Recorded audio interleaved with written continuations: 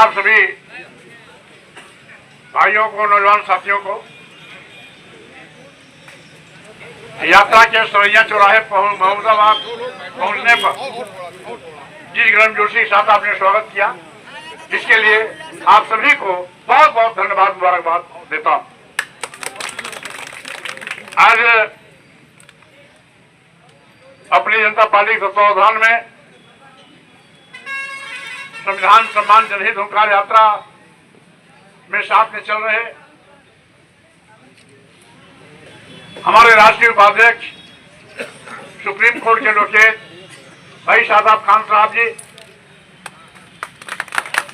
हमारे दूसरे राष्ट्रीय उपाध्यक्ष, उत्तर प्रदेश सरकार में कई बार मंत्री रहे भाई भगवती प्रसाद सागर जी, हमारे प्रदेश के अध्यक्ष पूरी सुभाष चंद्र लहरी जी, हमारे राष्ट्रीय महासचिव भाई दिलीप चौधरी जी, साथ ही साथ में चल रहे हमारे प्रदेश महासचिव भाई शत्रुघ्न सिंह मौर्य जी, प्रदेश महासचिव प्रवक्ता भाई श्री राम मौर्य जी, हमारे प्रदेश महासचिव भाई सत्येंद्र शुक्ला जी। इसी के साथ ही साथ आज इस जिले के हमारे नौजवान बहादुर साथी जिलाध्यक्ष भाई अशोक कुमार मौर्य जी, साथ ही साथ पार्टी में रात दिन लगातार हमारे सहयोगी के रूप में भूमिका निभाने वाले पूर्व प्रधान भाई रामनिवास मौर्य जी, हमारे पुराने साथी जो अभी आपके बीच में उपस्थित हैं भाई पूर्व प्रधान जयप्रकाश मौर्य जी। इसी के साथ ही साथ हमारे बीच में पूर्व प्रमुख भाई जगदीश कुमार मौर्य जी, पूर्व प्रधान भाई जहूर खान साहब जी, पूर्व प्रधान भाई देशराज वर्मा जी, भाई प्रधान भाई सत्यप्रकाश मौर्य जी, भाई निर्मल वर्मा जी, अतुल वर्मा जी, भाई दीनदयाल पूर्व डीसी अरविंद कुमार मौर्य जी, सुशील मौर्य जी, सौरभ जी, पूर्व प्रधान भाई बलराम जी, और इसी के साथ साथ भाई शिवराम यादव जी, भाई मृत्युंजय कुमार जी, भाई मोहित वर्मा जी, डॉक्टर अमर सिंह मौर्य जी, भाई कृष्णेश जी, आपके साथ साथ सभी उपस्थित सम्मानित साथियों,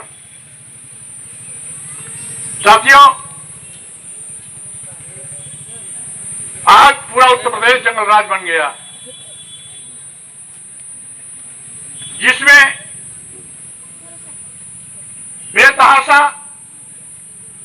अनुसूचित जात, अनुसूचित जनजात, पिछड़े वर्ग, अल्पसंख्यक मुस्लिम समाज पर बेतहाशा जनजातीय अत्याचार की घटनाएं बढ़ी। आए गए दिन किसी नौजवान की हत्या, बहन बेटियों का बलात्कार का शिकार बनाया जाना आम हो गई है। सत्ता के संरक्षण में पड़ रहे गुंडे माफिया अपराधियों तक कानून का हाथ नहीं पहुंच रहा है, क्योंकि उन पर सत्ता का आशीर्वाद है। यही नहीं, सरकार की गलत नीतियों से आज देश के लाखों करोड़ों नौजवान बेरोजगार हो रहे हैं, क्योंकि डबल इंजन की सरकार जब से प्रदेश में आई है, सरकारी नौकरियों की भर्ती बंद हो गई है। गरीबी का आलम यह है कि 140 करोड़ की आबादी में 80 करोड़ लोगों की जिंदगी 5 किलो 10 किलो चावल पे आके ठहर गई। देश का 80 करोड़ लोग जब 5 किलो 10 किलो चावल पर अपनी जिंदगी बिताने के लिए मजबूर होंगे, तो ऐसे सैकड़ों परिवार आखिर अपने बच्चों को विश्वविद्यालय पढ़ाने का सपना कैसे देख पाएंगे? ऐसे सैकड़ों परिवार अपने बेटे को, बेटी को डॉक्टर, इंजीनियर, प्रोफेसर, एडवोकेट, अधिकारी, वैज्ञानिक बनाने का सपना कैसे पूरा कर पाएंगे? यानी भारतीय जनता जनता पार्टी देश को कंगाल बना रही है, गरीब बना रही है, लाचार बना रही है, बेबस जिंदगी जीने के लिए मजबूर कर रही है। इसी के साथ ही साथ आप जानते हैं महंगाई आसमान पर है, आम लोगों का जीवन दूभर हो गया है।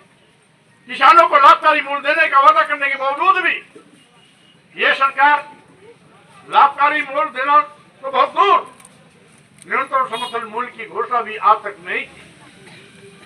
छुट्टा जानवरों के द्वारा किसानों की फसल चर की चौपट अलग कर दी जा रही है। यही नहीं, उत्तर प्रदेश के मुख्यमंत्री के विफलता का एक जीवंत मिसाल है कि 4 महीना पहले उन्होंने 27,000 प्राइमरी स्कूल उत्तर प्रदेश में बंद किए, जो इस बात को जाहिर करता है कि 27,000 स्कूल बंद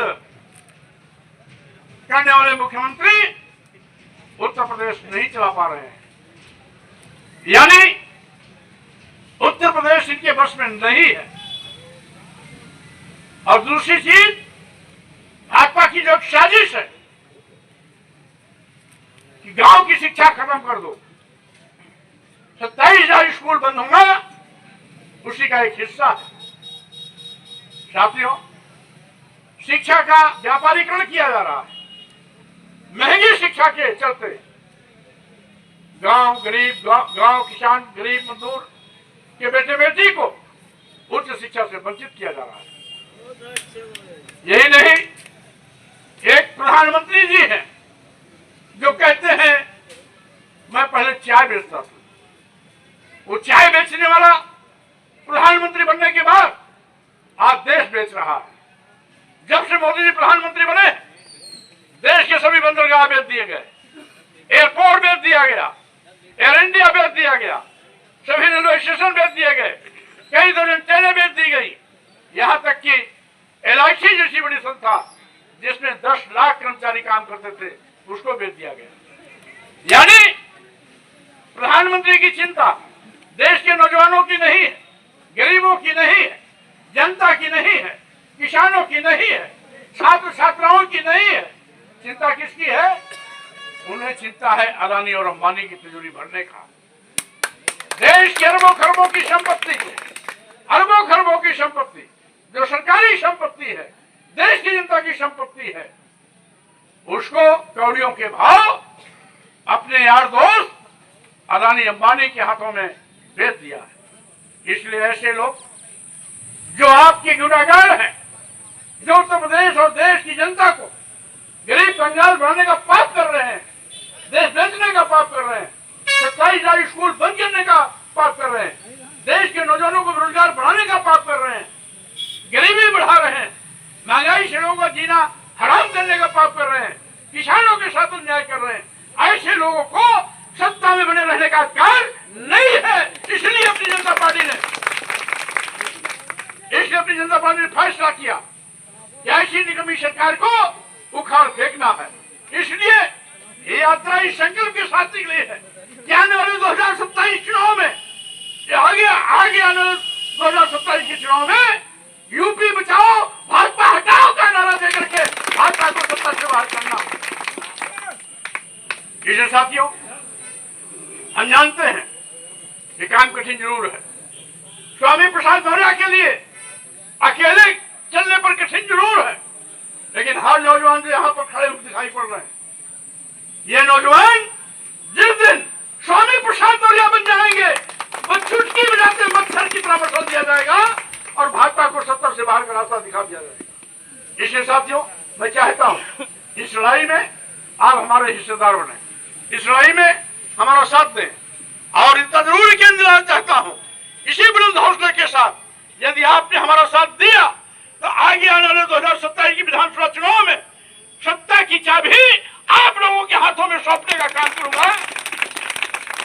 क्योंकि अभी बहुत से कार्यक्रम आगे भी है, बाराबंकी में भी जगह जगह लोग इंतजार कर रहे हैं।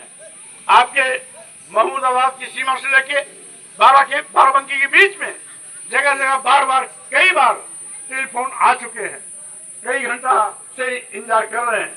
इसलिए ज्यादा लंबी बात न करके हम केवल इस विश्वास के साथ यहाँ से जा रहे हैं कि जब कभी भी हम अपील करेंगे उत्तर प्रदेश की राजधानी लखनऊ में 10-12 लाख की भीड़ करनी है, किसी जोश खरोश के साथ एक बार लखनऊ भी आना होगा।